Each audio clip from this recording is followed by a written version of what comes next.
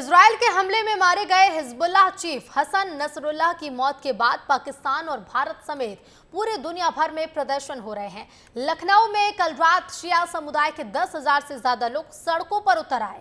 इस प्रदर्शन में महिलाएं और बच्चे भी शामिल थे, जिन्होंने 1 किलोमीटर लंबा कैंडल मार्च निकाला।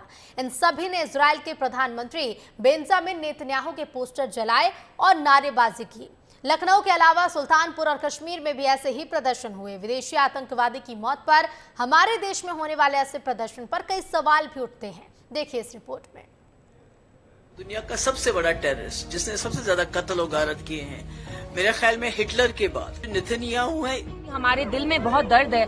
अगर ऐसे आतंकवादियों के समर्थन में अगर भारत के अंदर कोई काम करने का प्रयास करेगा तो उन्हें तो जवाब इस देश के अंदर मिलेगा। आतंकवादी हिंदू जवानों को मारते हैं तब आप लोग दुखी होते हैं कि नहीं होते हैं, ये कृपा करके हमें बताइए। जंग लेबनान और इजराइल के बीच की है। हिजबुल्लाह का चीफ मारा गया है और मातम भारत में मनाया जा रहा है। घरों में काले झंडे लगे हैं। ये भारत है जहां हजारों लोग सड़कों पर उतरे हैं और इजरायली पीएम के पोस्टर जला रहे हैं। हिजबुल्लाह के लिए दुआ मांग रहे हैं। मजलिस पढ़कर नसरुल्लाह की मौत पर मातम मना रही है। जम्मू कश्मीर के बाद अब लखनऊ में शिया समुदाय के 10,000 लोग सड़कों पर उतर आए। लखनऊ में नसरुल्लाह की मौत के बाद 3 दिन का शोक मनाने का ऐलान किया गया, यानी 3 दिन तक लखनऊ के इमामबाड़ा के आसपास की करीब 300 दुकानें बंद रहेंगी। लखनऊ में आधी रात 1 किलोमीटर तक कैंडल मार्च निकाला गया। महिलाएं और बच्चे भी हाथ में मोमबत्तियां लेकर साथ साथ चले हैं। प्रदर्शन भी कोई मामूली नहीं, ऐसा जैसे परिवार का कोई सदस्य खोया है। बच्चों को देखिए, नन्हे हाथों में हसन नसरुल्लाह की तस्वीरें हैं। ठीक ऐसा ही नजारा जम्मू कश्मीर के बड़गांव में देखने को मिला था, जहां एक बच्ची गुस्से में कहती हुई नजर आई कि अब हर घर में हसन नसरुल्लाह पैदा होगा। आपको पता नहीं है कि आपने किसको शहीद किया है। अब हर घर से इसराइल निकलेगा, अब हर घर से लेबनानिया निकलेगा, हर घर से हिजबुल्लाह निकलेगा। हमारे देश में पहली बार ऐसे हालात हैं जो हमारे पड़ोसी मुल्क में भी हैं। पाकिस्तान भी हसन नसरुल्लाह की मौत का विरोध कर रहा है। कराची में भी लोगों ने उग्र प्रदर्शन किया और ठीक ऐसे ही हमारे दुश्मन देश की तरह भारत के अलग अलग राज्यों में काले झंडे फहराए जा रहे हैं।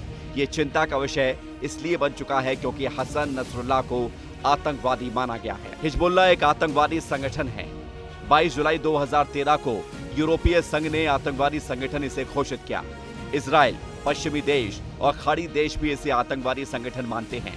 दुनिया के 60 देश आतंकवादी संगठन इसे घोषित कर चुके हैं। कोई भी धरना, प्रदर्शन, आंदोलन या कोई उपक्रम अगर कहीं भी आतंकवाद के साथ खड़ा होता नजर आता है तो मुझे लगता है कि वो मानवता के हित में नहीं है। तो ऐसे में एक आतंकवादी की मौत पर हमारे देश के नागरिक सड़कों पर उतर आए हैं।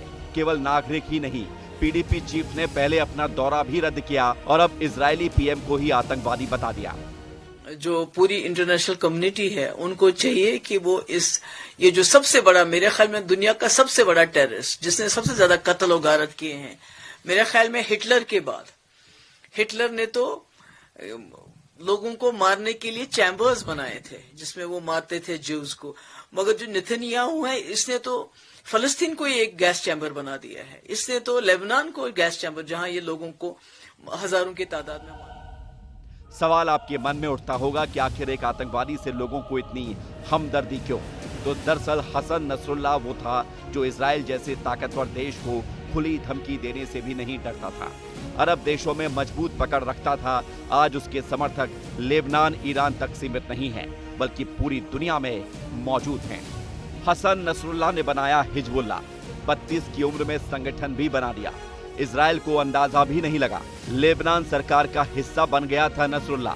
2006 से छुपकर रह रहा था। सितंबर 2024 में पेजर अटैक की निंदा भी की थी। हसन नसरुल्लाह को मारने के लिए कोई मामूली हमला नहीं किया गया। बेरूत बमों की बौछार की गई। जब इजरायली प्रधानमंत्री संयुक्त राष्ट्र को संबोधित कर रहे थे तब हिजबुल्लाह के गढ़ में भूकंप सा आया और हसन नसरुल्लाह की मौत हो गई।